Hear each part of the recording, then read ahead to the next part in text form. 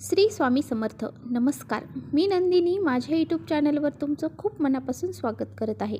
तुमच्या मनातील सर्व चांगल्या इच्छा स्वामी महाराज पूर्ण करो ही स्वामींच्या चरणी प्रार्थना करते आणि आजच्या व्हिडिओला सुरुवात करते. तत्पूर्वी तुम्ही जर चॅनलवर नवीन असाल तर चॅनलला सबस्क्राईब करा. त्याचबरोबर शेजारचं जे बेल आयकॉनचं बटन आहे ते प्रेस करा, जेणेकरून मी जेव्हा नवीन व्हिडिओ अपलोड करेन त्याचं नोटिफिकेशन तुम्हाला मिळेल आणि तुम्ही एकही व्हिडिओ मिस करणार नाही. तर चला करूया व्हिडिओला सुरुवात. आज आहे भागवत एकादशी.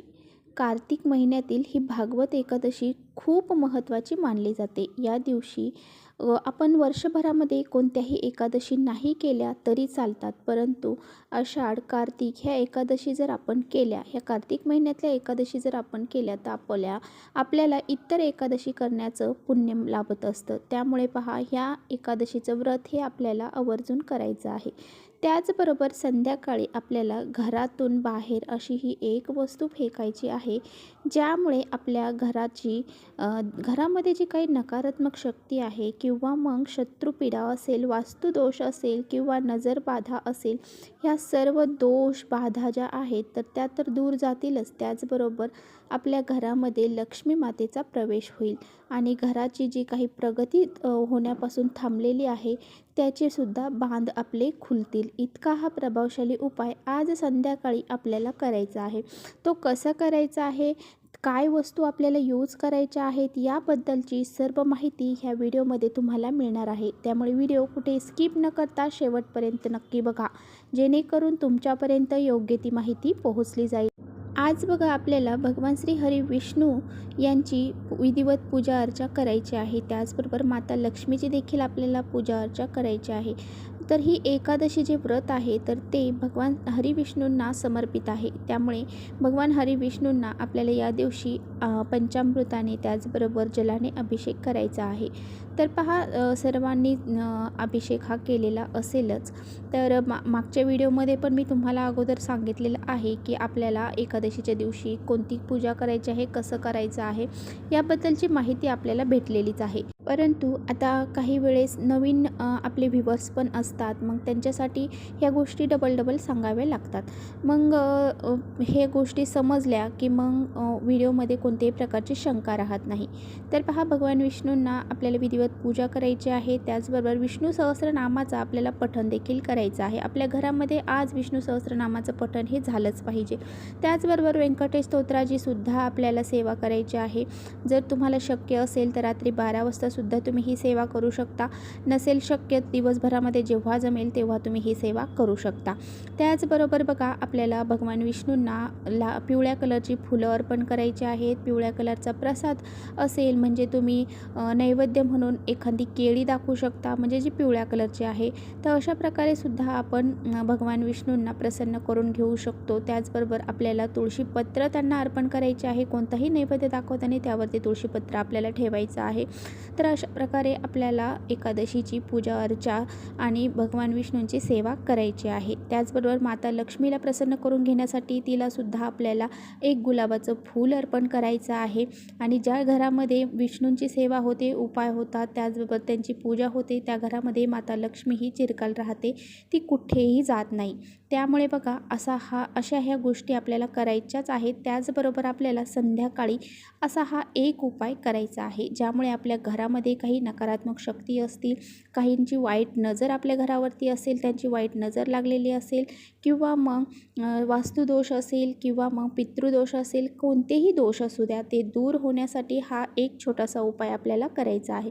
तर आपल्याला काय करायचं आहे, तर आपल्याला खडे मीठ घ्यायचं आहे. चिमूटभर आपल्याला खडे मीठ घ्यायचं आहे. त्याचबरोबर आपल्याला तुळशीपत्र घ्यायचे आहेत. तर तुम्ही 2 तुळशीपत्र घेतली तरी चालतील. तर तुम्ही तुळशीपत्र तोडून ठेवली नसतील तर मग तुम्ही त्याऐवजी लवंग घेतल्या तरी चालतील. तर अशा प्रकारे आपल्याला ह्या वस्तू घ्यायच्या आहेत. त्याचबरोबर अजून आपल्याला त्यामध्ये काळे उडीद घ्यायचे आहेत. पहा, काळे उडीद हे अख्खे उडीद घ्यायचे आहेत. त्याला कुठेही कीड लागलेली आहे किंवा फुटलेले आहेत असे न घेता चांगलेच घ्यायचे आहेत. त्याचबरोबर घ्यायचे आहेत चिमूटभर काळे तीळ. तर काळे तीळसुद्धा आपल्याला एकदम व्यवस्थितच घ्यायचे आहेत. तर ह्या सर्व वस्तू आपल्याला घ्यायच्या आहेत. त्याचबरोबर आता बघा आपल्याला काय करायचं आहे, तर आपल्याला ह्या वस्तू हातामध्ये घेतल्यानंतर आपल्या घरामध्ये ज्या व्यक्ती आहेत, जे मुलं आहेत, मोठे व्यक्ती असतील, लहाने असतील, त्यांच्यावरून ह्या वस्तू आपल्याला उतरवायच्या आहेत आणि त्या 3 वेळा आपल्याला उतरवायच्या आहेत. प्रत्येक व्यक्तींवरून आपल्याला उतरवायच्या आहेत. अगदी लहान बाळं असू द्या, मोठ्या व्यक्ती असू द्या, ह्या सर्व वस्तू घेऊन आपल्याला त्यांच्यावरून उतरवायच्या आहेत आणि आपल्या घरातली जी काही नकारात्मकता आहे तर ह्या वस्तूमध्ये सामावली जाऊ दे अशी आपल्याला भावना ठेवायची आहे. आणि त्यानंतर ह्या वस्तू आपल्या प्रत्येक कोपऱ्यामध्ये, प्रत्येक घरामध्ये आपल्याला फिरवायच्या आहेत. आणि ह्या सर्व गोष्टी झाल्यानंतर आपल्याला आपल्या मुख्य दरवाजामध्ये यायचं आहे. मुख्य दरवाजामध्ये आल्यानंतर मुख्य दरवाजावरून आपल्याला पहा वरचा जो चौकट असते ती आणि खालचा जो उंबरठा असतो तो, तर त्या दोन्हींना बी टच झालं पाहिजे असं आपल्याला ते आपल्या घरावरून 3 वेळा उतरवायचं आहे. आणि उतरवल्यानंतर आपल्याला त्या वस्तू घेऊन घराच्या बाहेर जायचं आहे आणि जिथे कुठे कुणीही नसतं अशा ठिकाणी त्या वस्तू आपल्याला टाकून द्यायच्या आहेत. एखाद्या झाडाखाली टाका किंवा मग एखाद्या जमिनीमध्ये तुम्ही टाकून दिल्या आणि वरून काही टाकलं तरी चालेल किंवा मग एखादी अशी जागा निवडा की जिथे कुणाचाही पाय त्यावरती पडला जाणार नाही किंवा मग कुणालाही त्याचा त्रास होणार नाही. अशा गोष्टी पाळूनच आपल्याला हा उपाय करायचा आहे.